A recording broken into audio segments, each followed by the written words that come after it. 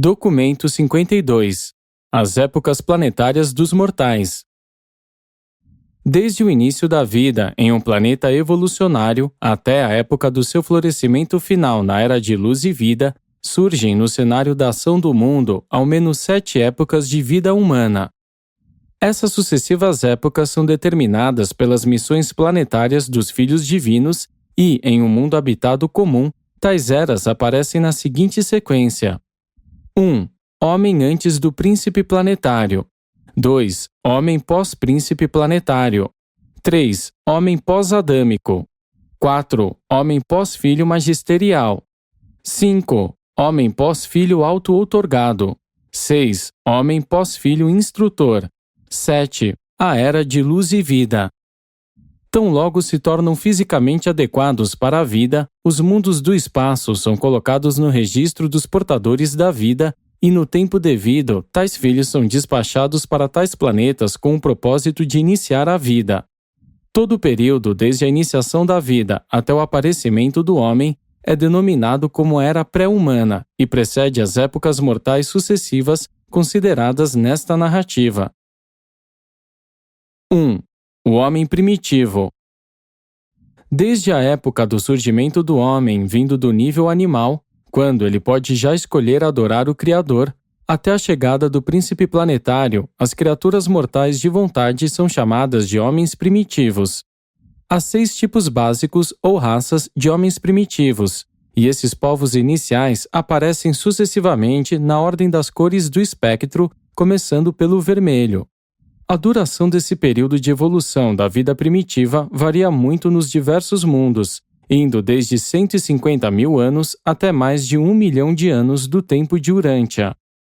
As raças evolucionárias de cor vermelha, alaranjada, amarela, verde, azul e índigo começam a aparecer por volta da época em que o homem primitivo está desenvolvendo uma linguagem simples e começando a exercitar a imaginação criativa. Nessa época, o homem já se acha bem acostumado a permanecer ereto. Os homens primitivos são caçadores poderosos e lutadores ferrenhos.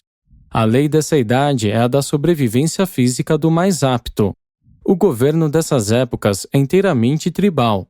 Durante as lutas raciais iniciais, em muitos mundos, algumas das raças evolucionárias são eliminadas, como ocorreu em Urântia. Aquelas que sobrevivem, geralmente, misturam-se com a raça violeta dos povos adâmicos, importada posteriormente.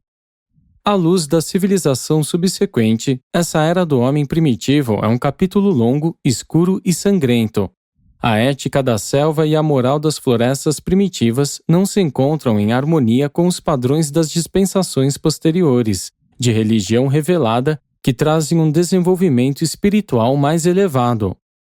Em mundos normais e não experimentais, essa época é bastante diferente das lutas prolongadas e extraordinariamente brutais que caracterizaram tal idade em Urântia. Quando houverdes emergido após a vossa primeira experiência em um mundo, começareis a perceber por que essa longa e dolorosa luta ocorre nos mundos evolucionários, e, na medida em que prosseguirdes no caminho ao paraíso, compreendereis cada vez mais a sabedoria desses feitos aparentemente estranhos. Entretanto, apesar de todas as vicissitudes das idades primitivas de surgimento do homem, as atuações do homem primitivo representam um capítulo esplêndido e heróico mesmo, nos anais de um mundo evolucionário do tempo e do espaço. O homem evolucionário, nos seus primórdios, não é uma criatura pitoresca. Em geral, os mortais primitivos habitam em cavernas ou falésias, e também constroem cabanas rudes em árvores amplas. Antes de adquirirem uma ordem elevada de inteligência, algumas vezes os planetas são invadidos por tipos maiores de animais.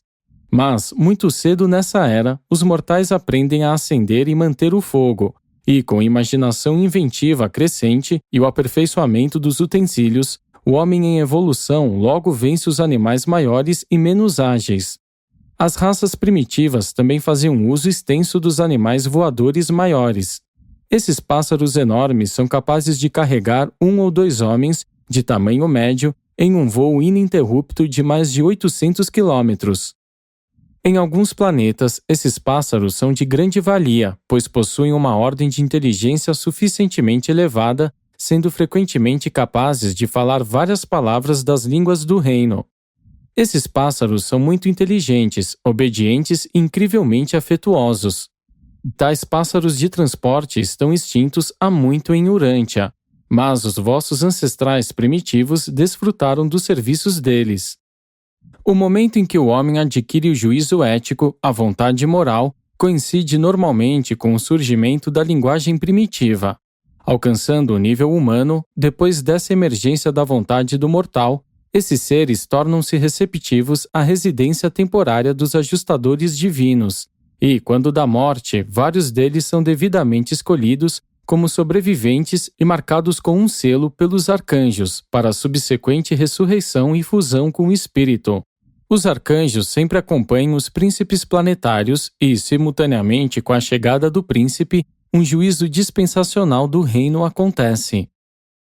Todos os mortais resididos por ajustadores do pensamento são adoradores em potencial, foram iluminados pela luz verdadeira e possuem a capacidade de buscar o contato recíproco com a divindade. Contudo, a religião primeva ou biológica do homem primitivo é mais como uma persistência do medo animal combinado ao espanto ignorante e à superstição tribal. A sobrevivência da superstição nas raças de Urântia não é complementar ao vosso desenvolvimento evolucionário, nem compatível com as vossas realizações esplêndidas por tantos outros motivos de progresso material.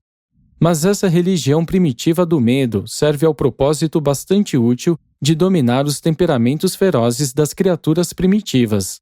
É a precursora da civilização e constitui solo para o subsequente plantio das sementes da religião revelada pelo príncipe planetário e seus ministros.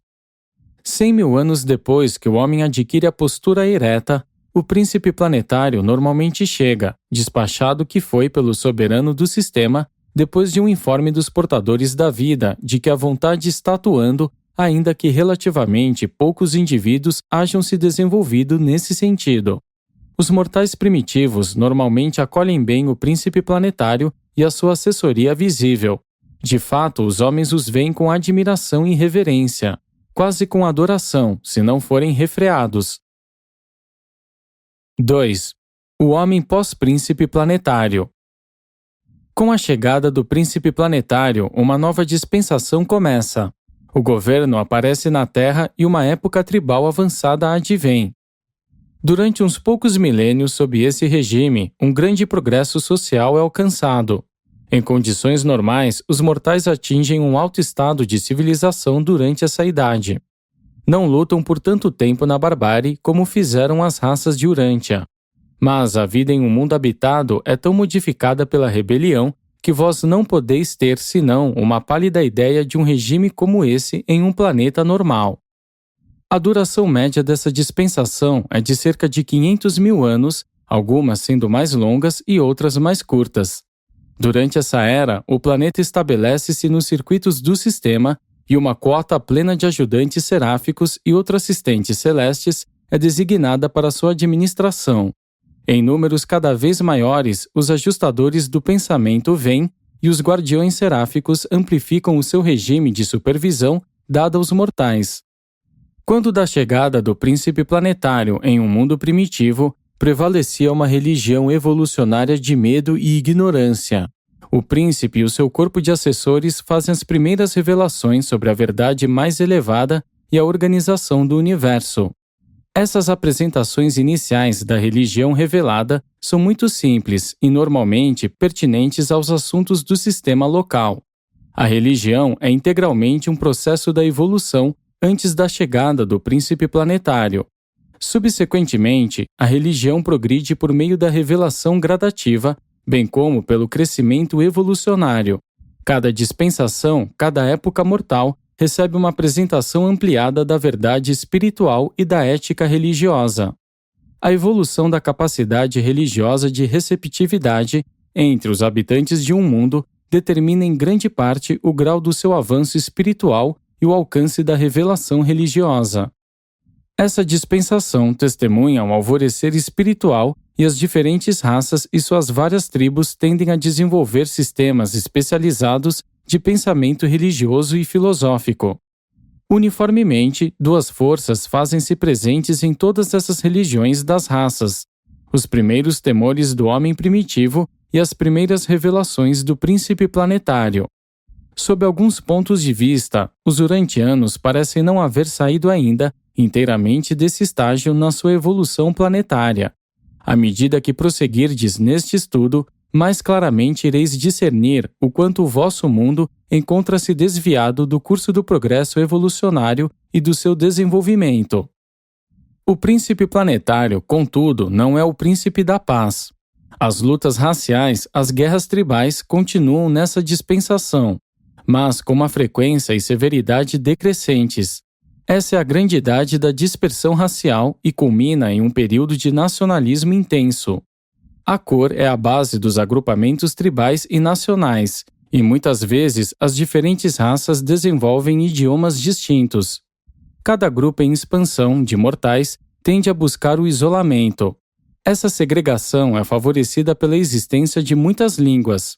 Antes da unificação das várias raças, algumas vezes as suas guerras incansáveis resultam na eliminação de povos inteiros.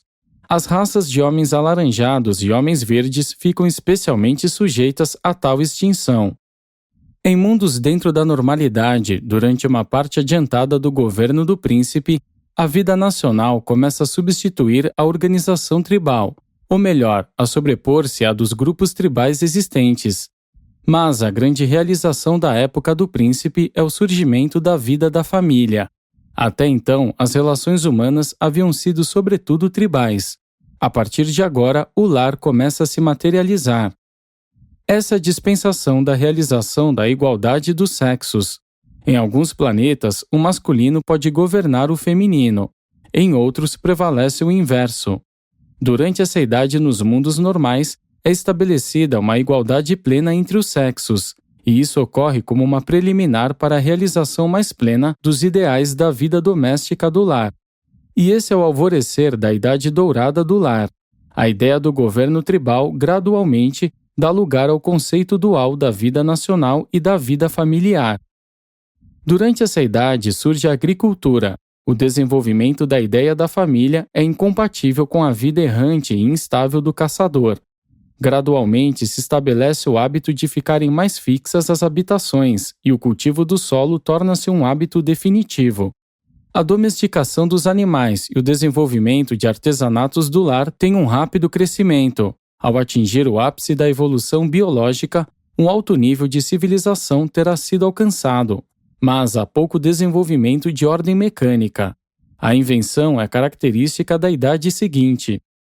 As raças são purificadas e elevadas a um alto estado de perfeição física e vigor intelectual antes do fim dessa era. O desenvolvimento inicial de um mundo normal é muito ajudado pelo plano de promover um aumento do número de tipos mais elevados de mortais, com um decréscimo proporcional dos inferiores.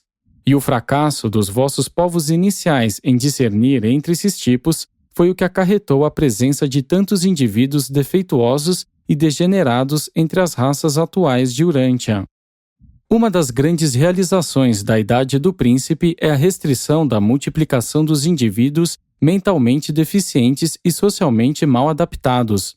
Muito antes dos tempos da chegada dos Adãos, os segundos filhos, a maior parte dos mundos dedica-se seriamente à tarefa de purificação da raça, algo que os povos de Urantia ainda nem sequer tentaram fazer a sério. Essa questão do aperfeiçoamento racial não é uma tarefa tão prolongada, se enfrentada nessa época inicial da evolução humana.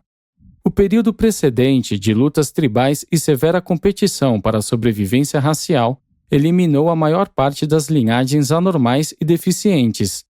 Um idiota não tem muita chance de sobrevivência em uma organização social tribal primitiva e em guerra. É um sentimentalismo falso das vossas civilizações parcialmente perfeccionadas o de fomentar, proteger e perpetuar as linhagens irremediavelmente defeituosas dentre as raças evolucionárias humanas. Não é ternura nem altruísmo oferecer uma compaixão fútil a seres humanos degenerados e inferiores, a mortais anormais e sem salvação.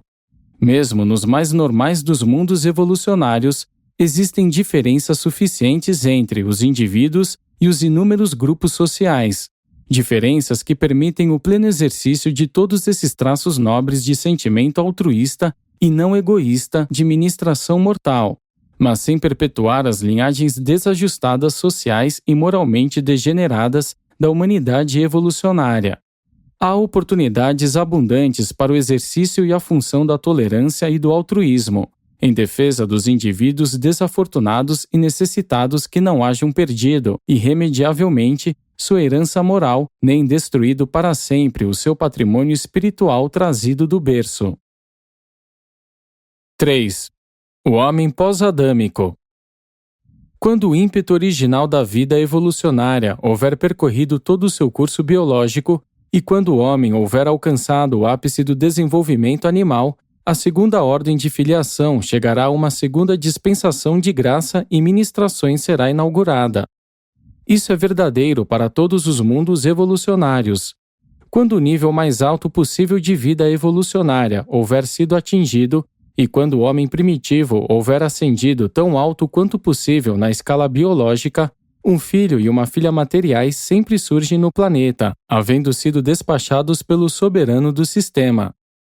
Os ajustadores do pensamento são outorgados de modo crescente aos homens pós-adâmicos, e, em números cada vez maiores, tais mortais alcançam capacidade para uma posterior fusão com o ajustador.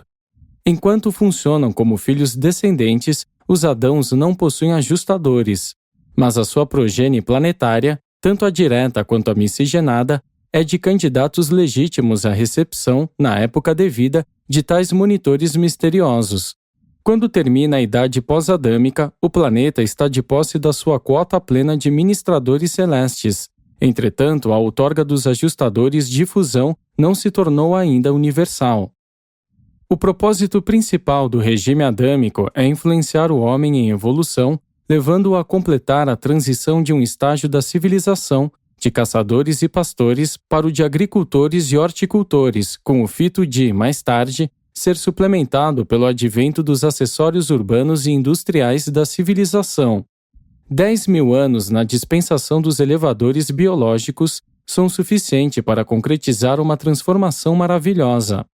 25.000 anos dessa administração da sabedoria do príncipe planetário, em conjunto com a dos filhos materiais, em geral, amadurecem a esfera para o advento de um filho magisterial.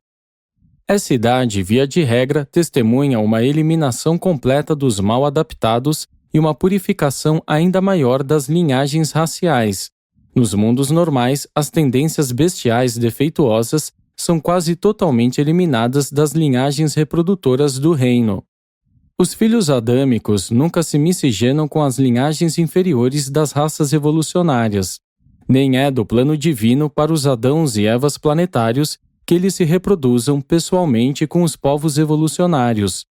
Esse projeto de aperfeiçoamento da raça é uma tarefa para a progenie deles. Mas a descendência do filho e filha materiais mobiliza-se isoladamente por gerações antes de ser inaugurado o Ministério da Miscigenação Racial. O resultado da dádiva do plasma da vida adâmica às raças mortais é uma elevação imediata da capacidade intelectual e uma aceleração do progresso espiritual. Em geral, há um aperfeiçoamento físico também. No mundo normal, a dispensação pós-adâmica é uma idade de grande inventividade, de controle da energia e desenvolvimento mecânico. Essa é a era de surgimento da manufatura multiforme e do controle das forças naturais. É a idade dourada de exploração e subjugação final do planeta. Grande parte do progresso material de um mundo ocorre durante esse período de inauguração do desenvolvimento das ciências físicas, exatamente uma época como a que Urântia está agora experimentando. Considerando o curso normal para os planetas, o vosso mundo está atrasado uma dispensação inteira, e mesmo mais. Ao final da dispensação adâmica, em um planeta normal, as raças estão já praticamente mescladas e de um modo tal que pode ser verdadeiramente proclamado que, Deus fez todas as nações de um só sangue, e o seu Filho fez todos os povos de uma só cor. A cor dessa raça miscigenada resulta em algo como um matiz oliva, com uma mudança do violeta, sendo assim o branco racial das esferas. O homem primitivo é carnívoro na sua grande maioria. Os filhos e as filhas materiais, no entanto, não comem carne, mas a sua descendência, dentro de poucas gerações, em geral, precipita-se para o nível onívoro, se bem que grupos inteiros de descendentes deles algumas vezes continuam não comendo carne. A origem dupla das raças pós-adâmicas explica como essas linhagens humanas miscigenadas trazem vestígios anatômicos tanto dos grupos animais carnívoros quanto dos herbívoros. Após 10.000 anos de miscigenação racial, as linhagens resultantes apresentam graus variados de mistura anatômica, algumas das linhagens trazendo mais das características dos ancestrais não carnívoros, outras apresentando mais os traços específicos e características físicas dos seus progenitores evolucionários carnívoros. A maioria dessas raças dos mundos logo se torna onívora e subsiste alimentando-se de uma ampla gama de alimentos, tanto do reino animal quanto do reino vegetal. A época pós-adâmica é da dispensação do internacionalismo. Estando próximo de completar a tarefa de miscigenação das raças, o nacionalismo desaparece e a irmandade entre os homens realmente começa a se materializar. O governo representativo começa a tomar o lugar da monarquia e outras formas paternalistas de governo. O sistema educacional torna-se mundial e, gradualmente, as línguas das raças dão lugar à língua do povo violeta. A paz universal e a cooperação raramente são alcançadas antes que as raças estejam bem miscigenadas e antes de falarem uma mesma língua. Durante os séculos finais da era pós-adâmica é despertado um novo interesse pela arte, pela música e a literatura, e esse despertar mundial é o sinal para o aparecimento de um filho magisterial. O desenvolvimento coroador dessa era é o interesse universal pelas realidades intelectuais, a verdadeira filosofia. A religião torna-se menos nacionalista, mais e mais sendo um assunto planetário. Novas revelações da verdade caracterizam essas idades e os altíssimos das constelações começam a governar nos assuntos dos homens. A verdade é revelada ao nível da administração das constelações. Um grande avanço ético caracteriza essa era, a irmandade dos homens passando a ser a meta na sociedade deles. A paz, de âmbito mundial, a cessação de conflitos entre as raças e da animosidade nacional é indicadora da maturidade planetária para o advento da terceira ordem de filiação, a do filho magisterial. 4. O homem pós-filho magisterial. Nos planetas normais e leais, essa idade inaugura-se com as raças mortais já miscigenadas e biologicamente adaptadas. Não há problemas de raça ou de cor. Todas as nações e raças literalmente têm um só sangue. A irmandade dos homens floresce e as nações estão aprendendo a viver em paz e tranquilidade na Terra. Tal mundo está às vésperas de um desenvolvimento intelectual grande e culminante. Quando o mundo evolucionário torna-se assim maduro para a idade magisterial, um dos filhos da ordem elevada dos Avonais faz a sua aparição em missão magisterial. O príncipe planetário e os filhos materiais têm a sua origem no universo local. O filho magisterial provém do paraíso. Quando vêm as esferas mortais para atos judiciais apenas como julgadores dispensacionais, os Avonais do paraíso nunca se encarnam. Contudo, quando vêm em missões magisteriais, pelo menos na missão inicial, eles sempre se encarnam, embora não experimentem o nascimento nem passem pela morte do reino. Eles podem viver durante gerações, nos casos de permanecerem como governantes em certos planetas. Quando as suas missões são concluídas, abandonam as suas vidas planetárias e retornam ao seu status anterior de filiação divina. Cada nova dispensação amplia o horizonte da religião revelada e os filhos magisteriais estendem a revelação da verdade para retratar os assuntos do universo local e todos os seus tributários. Depois da visitação inicial de um filho magisterial, as raças logo efetivam a sua liberação econômica. O trabalho diário exigido para sustentar a independência de cada indivíduo seria representado por 2 horas e meia do vosso tempo. E torna-se perfeitamente seguro liberar tais mortais éticos inteligentes. Esses povos refinados sabem muito bem como utilizar o lazer para o autoaperfeiçoamento e para o progresso planetário. Essa idade testemunha outra purificação das linhagens raciais por meio da restrição da reprodução entre os indivíduos menos aptos e dotados.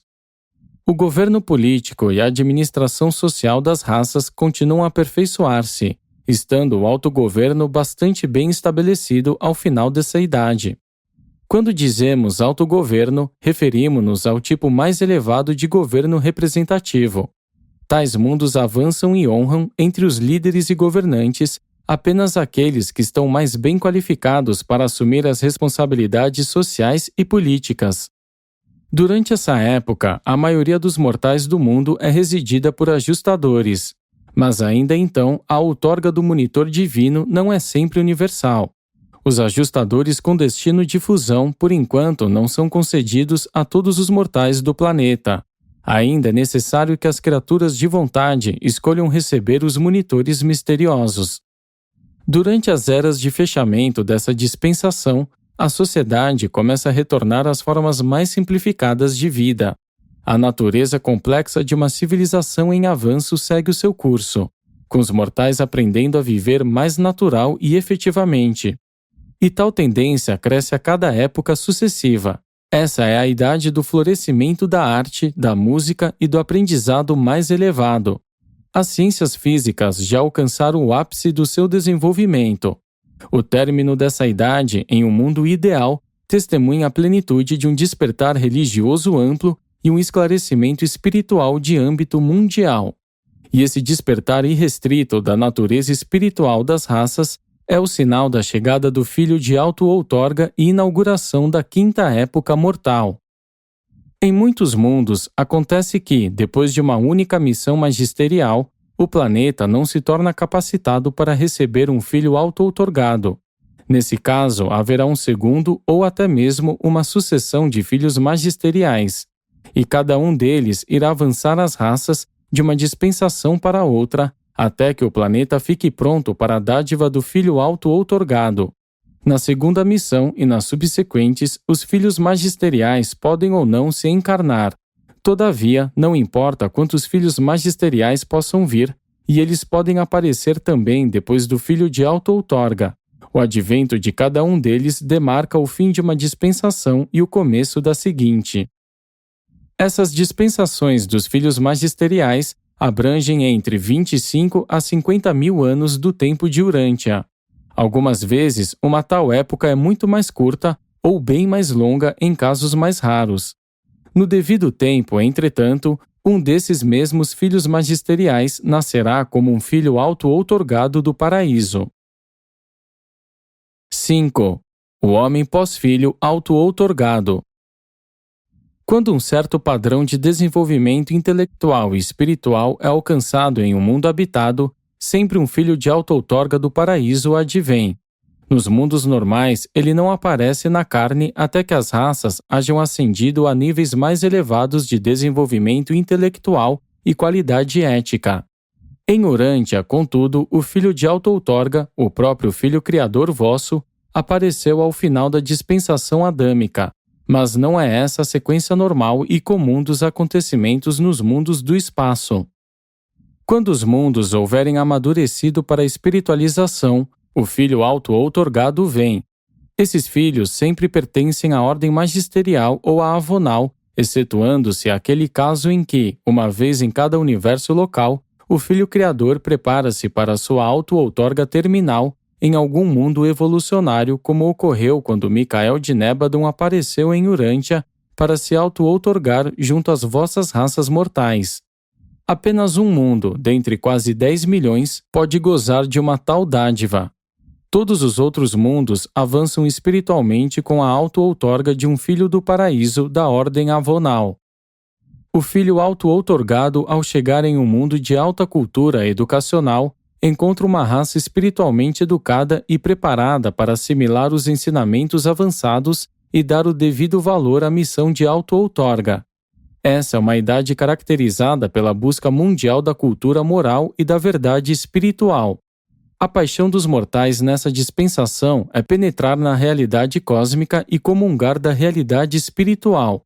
As revelações da verdade são ampliadas, passando a incluir o superuniverso. Surgem sistemas inteiramente novos de educação e governo para suplantar os regimes imaturos das épocas anteriores. A alegria de viver ganha novas cores e as reações da vida são exaltadas em tom e timbre até as alturas celestes. O Filho auto-outorgado vive e morre pela elevação espiritual das raças mortais em um mundo. Ele estabelece o caminho novo e vivo. A sua vida é a encarnação da verdade do paraíso na carne mortal. É aquela mesma verdade, o próprio Espírito da verdade, dentro de cujo conhecimento os homens tornar-se-ão livres. Em Urântia, o estabelecimento deste caminho vivo e novo foi uma questão de fato, bem como de verdade. O isolamento de Urântia na rebelião de Lúcifer havia suspendido o procedimento pelo qual os mortais podem passar, com a morte, diretamente às margens dos mundos das mansões. Antes dos dias de Cristo Micael, em Urântia, todas as almas dormiam até as ressurreições dispensacionais ou até as ressurreições milenares especiais. Mesmo a Moisés não foi permitido ir para o outro lado até a ocasião da ressurreição especial. E foi Caligástia, o príncipe planetário caído, que se opôs a essa liberação. Mas, desde o dia de Pentecostes, de novo os mortais de Urântia podem prosseguir diretamente para as esferas moronciais.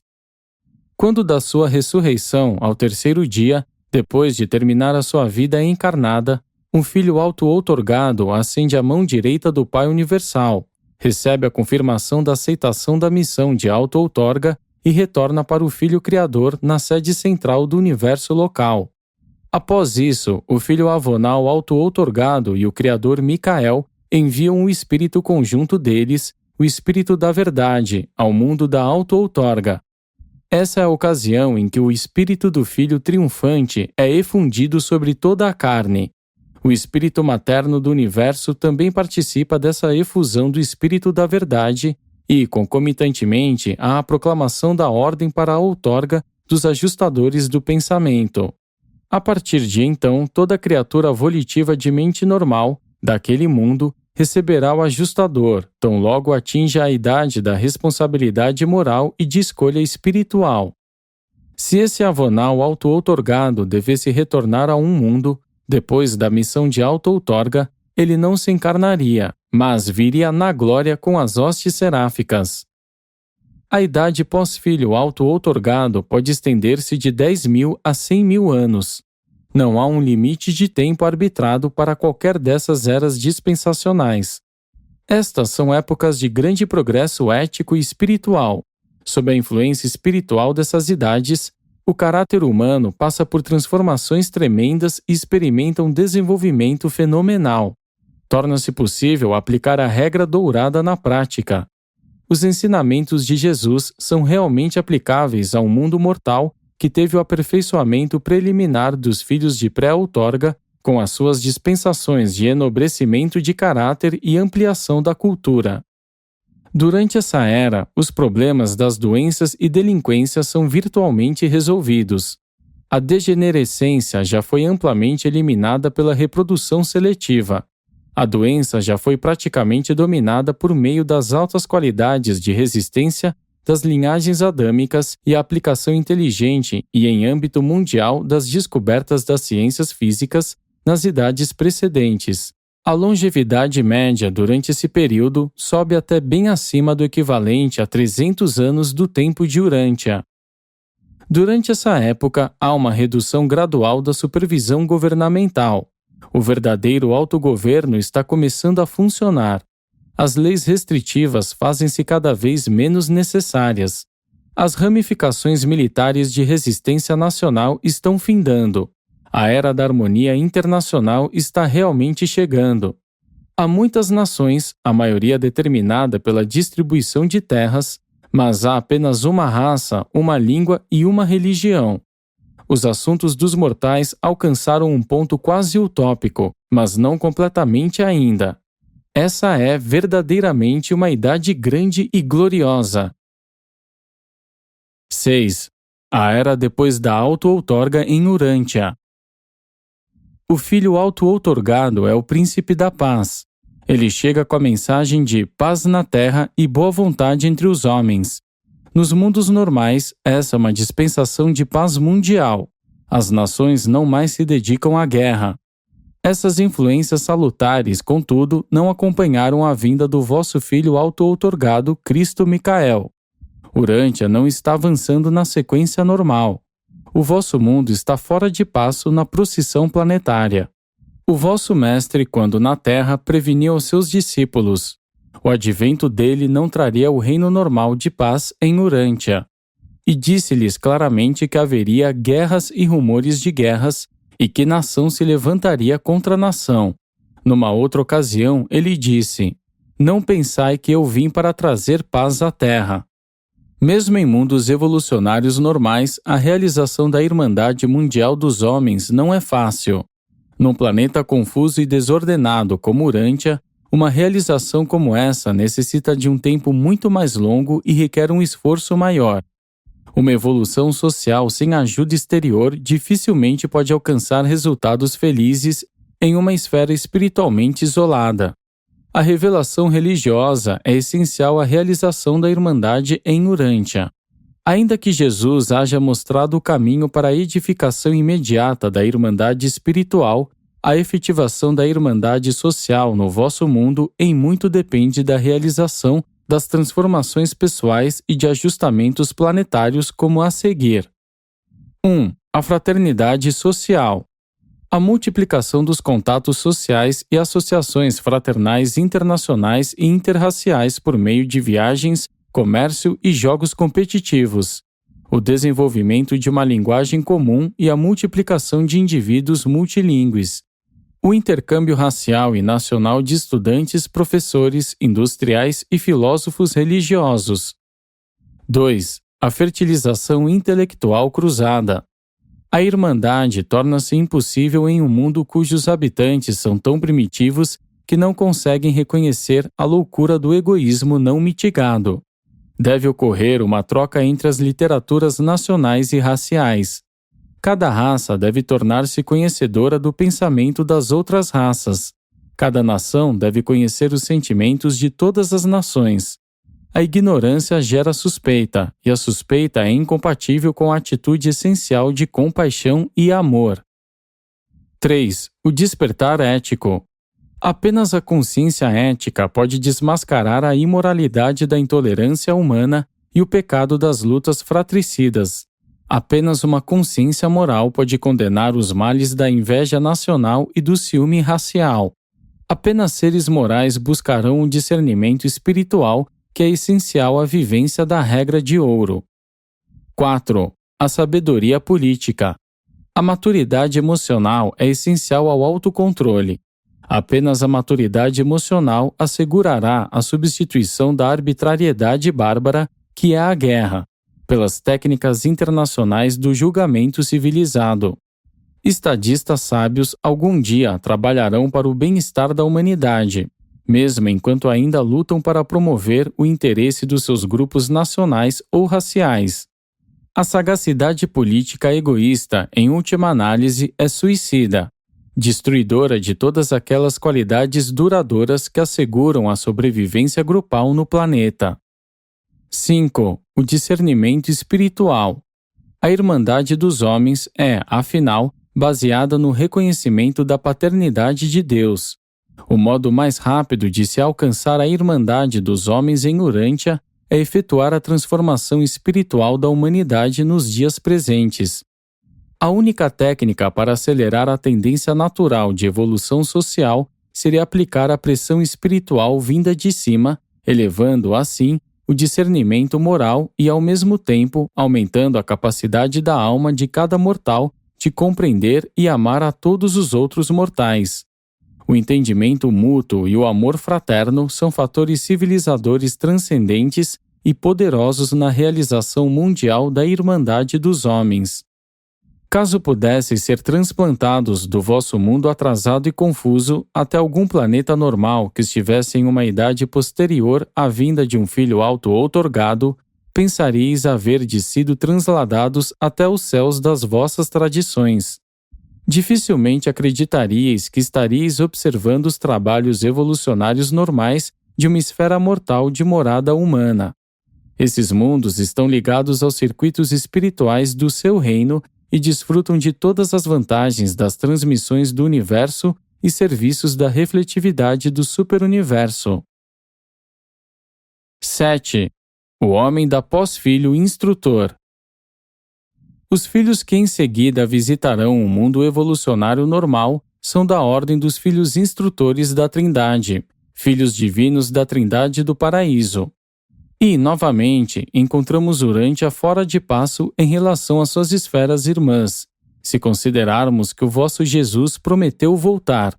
E essa promessa ele certamente irá cumprir, mas ninguém sabe se a sua segunda vinda precederá ou virá depois dos aparecimentos dos filhos magisteriais ou dos filhos instrutores em Urântia. Os filhos instrutores vêm em grupos aos mundos em espiritualização. Um filho instrutor planetário é ajudado e apoiado por 70 filhos primários, 12 filhos secundários e 3 da mais elevada e mais experimentada Ordem Suprema dos Dainais. Esse conjunto permanecerá por algum tempo no mundo, o período suficiente para efetivar a transição das idades evolucionárias para a Era de Luz e Vida, não menos do que 1000 anos do tempo do planeta, e muito frequentemente um tempo consideravelmente maior. Essa missão é uma contribuição da Trindade para com os esforços anteriores de todas as personalidades divinas que ministraram a um mundo habitado. A revelação da verdade agora passa a incluir o universo central e o paraíso. As raças estão tornando-se altamente espiritualizadas. Um grande povo evoluiu e uma grande era aproxima-se. Os sistemas educacionais, econômicos e administrativos do planeta estão passando por transformações radicais. Relações e valores novos estão sendo estabelecidos. O reino dos céus está emergindo no planeta, e a glória de Deus está sendo vertida sobre o mundo. Esta é uma dispensação durante a qual muitos mortais são transladados de entre os vivos. Enquanto a era dos filhos instrutores da Trindade progride, a lealdade espiritual dos mortais do tempo torna-se mais e mais universal. A morte natural torna-se menos frequente à medida que os ajustadores crescentemente se fundem com os seus resididos durante o tempo da vida na carne. O planeta finalmente classifica-se como sendo da ordem primária modificada de ascensão mortal. A vida durante essa era é agradável e proveitosa. A degenerescência e outras consequências finais antissociais da longa luta evolucionária foram virtualmente abolidas. A duração da vida aproxima-se de 500 dos anos de Urântia. A taxa de reprodução e o crescimento da raça ficam inteligentemente sob controle. Uma ordem inteiramente nova de sociedade surgiu. Há ainda grandes diferenças entre os mortais, mas o estado da sociedade aproxima-se com mais nitidez dos ideais da irmandade social e igualdade espiritual. O governo representativo vai desaparecendo e o mundo está passando pela regra do autocontrole individual. A função do governo é voltada principalmente para as tarefas coletivas de administração social e coordenação econômica. A Idade de Ouro avança rapidamente. A meta temporal da longa e intensa luta evolucionária do planeta está sob mira visível. A recompensa das idades está para ser alcançada logo. A sabedoria dos deuses está para ser manifestada. A administração física de um mundo durante essa idade requer 1 hora a cada dia da parte de cada indivíduo adulto, isto é, o equivalente a 1 hora de Urântia. O planeta está em contato estreito com os assuntos do universo, e o seu povo quer ver as últimas transmissões possuído do mesmo interesse aguçado que agora manifestais pelas últimas edições dos vossos jornais diários. Essas raças estão preocupadas com 1000 coisas interessantes, desconhecidas para o vosso mundo. Cada vez mais aumenta a lealdade planetária verdadeira ao Ser Supremo. Gerações após gerações, mais e mais, a raça alinha-se com aqueles que praticam a justiça e tornam viva a misericórdia. Vagarosamente, mas com segurança, o mundo está sendo conquistado para o serviço jubiloso dos filhos de Deus. As dificuldades físicas e os problemas materiais foram amplamente resolvidos. O planeta está amadurecendo para a vida avançada e para uma existência mais estável. De tempos em tempos, durante a sua dispensação, os filhos instrutores continuam a vir a esses mundos pacíficos e não abandonam o mundo até observarem que o plano evolucionário, no que concerne àquele planeta, esteja operando com tranquilidade. Um filho magisterial de julgamento usualmente acompanha os filhos instrutores nas suas sucessivas missões, enquanto um outro filho como ele funciona ao tempo da partida deles. Tais ações judiciais continuam, de idade em idade, ao longo da duração do regime mortal do tempo e do espaço. Cada missão repetida dos filhos instrutores da Trindade exalta sucessivamente um mundo de tal modo superno até alturas sempre ascendentes de sabedoria, espiritualidade e iluminação cósmica. Contudo, os nobres nativos dessa esfera são ainda finitos e mortais. Nada ainda é perfeito. No entanto, uma qualidade próxima da perfeição está evoluindo na operação de um mundo imperfeito e nas vidas dos seus habitantes humanos. Os filhos instrutores da Trindade podem retornar muitas vezes ao mesmo mundo.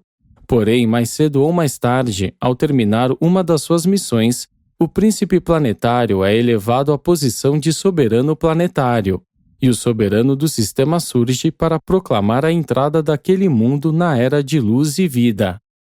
Foi sobre a conclusão da missão terminal dos filhos instrutores, ao menos esta seria a cronologia em um mundo normal, que João escreveu: Eu vi um novo céu e uma nova terra, e a nova Jerusalém vinda de Deus, saída dos céus, preparada como uma princesa adornada para o príncipe.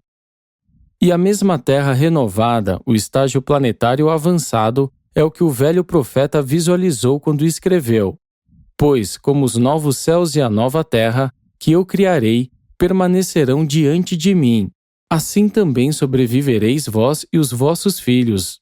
E acontecerá que, de uma nova lua para outra, a de um sabá a outro sabá, toda a carne virá adorar-me, disse o Senhor.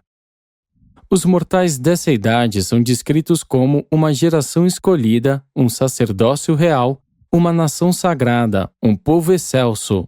E vós louvareis aquele que vos chamou das trevas para essa luz maravilhosa.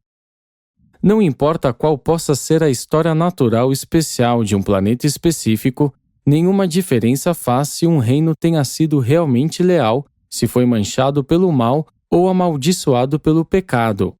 Não importa os antecedentes que possa ter tido.